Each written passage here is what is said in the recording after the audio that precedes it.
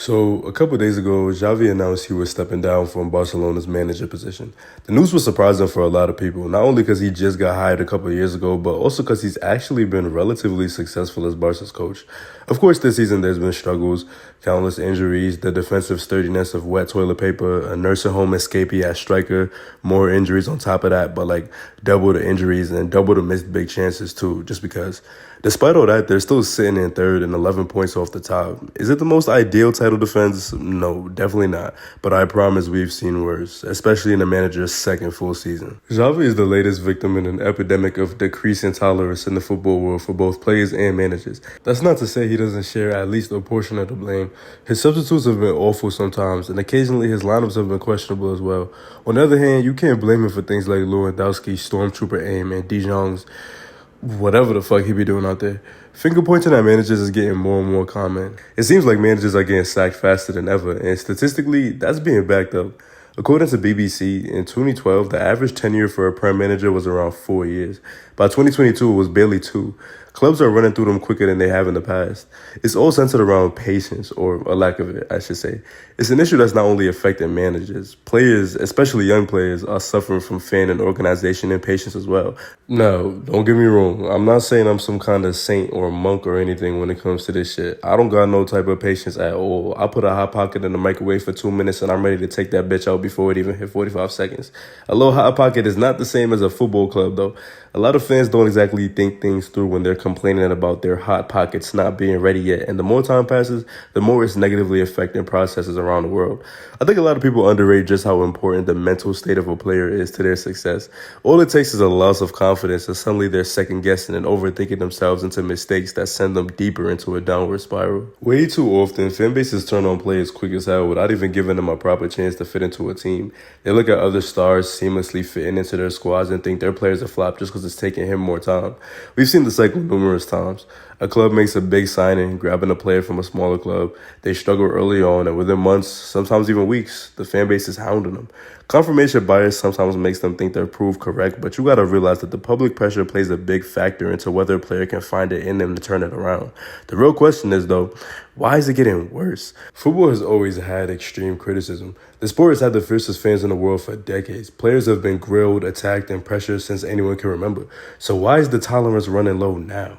The simple answer is two things: entitlement and amplification of voices.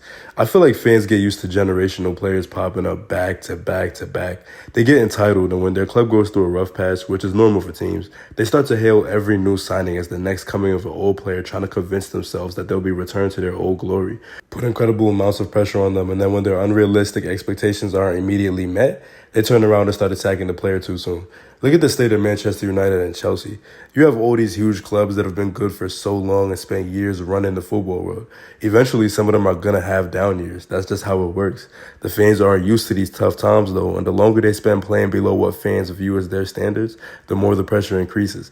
That creates an extremely toxic environment whenever a new player or manager is introduced. Either get us back to our old standards now or you're done.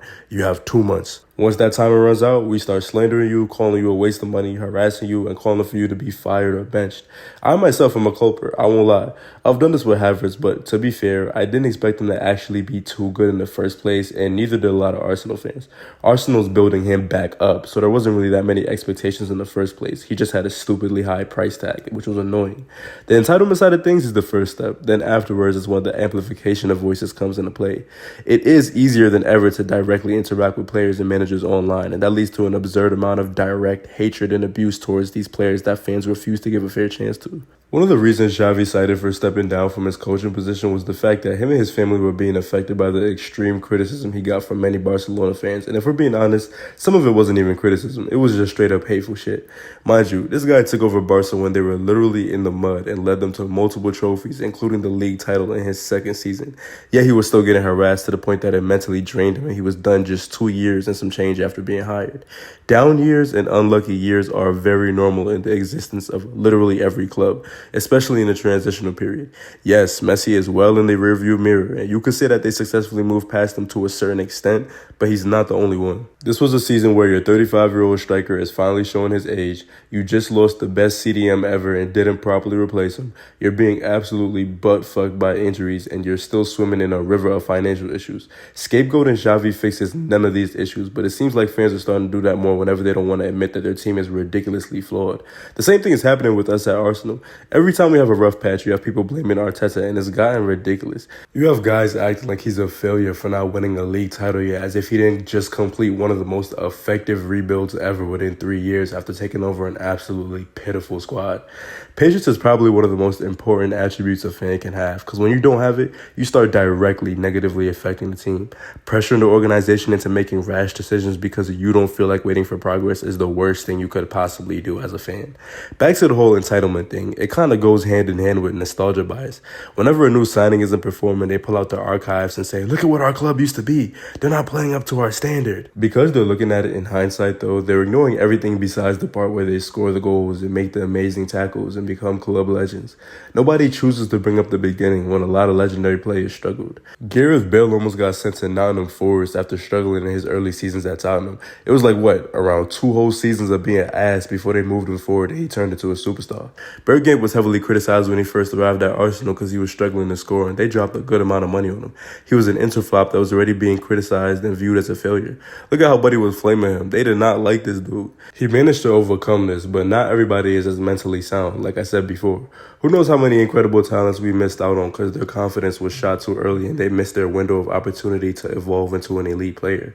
Real Madrid fans was tearing Modric up back in 2012. After he signed and got off to a slow start, they was on his ass. Oh, he don't do shit out there. He useless. He wasn't worth all that money. He can't handle a press. He's short. He ugly as hell. All that shit. They voted him the worst signing of the summer.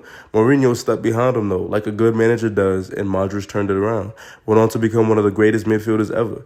What if they caved and shipped Modric away, though? Or what if Modric wasn't as mentally sound? We've seen enormous talents fade away because they couldn't handle unfair amounts of pressure. Look what happened to Bohan. He was touted as Messi 2.0 and the kid was tweaking, having anxiety attacks. I feel like some fans don't see these athletes as real people. That's not to say that players shouldn't be able to handle pressure. It comes with the territory. If you want to be good, you have to learn how to handle expectations as well. But young players shouldn't have to deal with hatred from their own fan bases because they're not turning up right away. That's why it's extremely important to be careful with how you manage young players. It's been bothering me for a while the way some Arsenal fans act about our academy players like Nwaneri and Luis Skelly. There's calls for Arteta out because he allegedly doesn't want to give the youth a chance. Bro, these two are 16 and 17 years old. If Arteta was to give these guys minutes and they get toasted because of their inexperience, then all of a sudden their confidence is shot and they have fans calling them overrated and tossing them aside to pick up whatever new shiny prospect catches their eye. Sometimes it's not all about talent. Sometimes it's about the mental state of these kids being protected so that they don't ruin their careers before they start.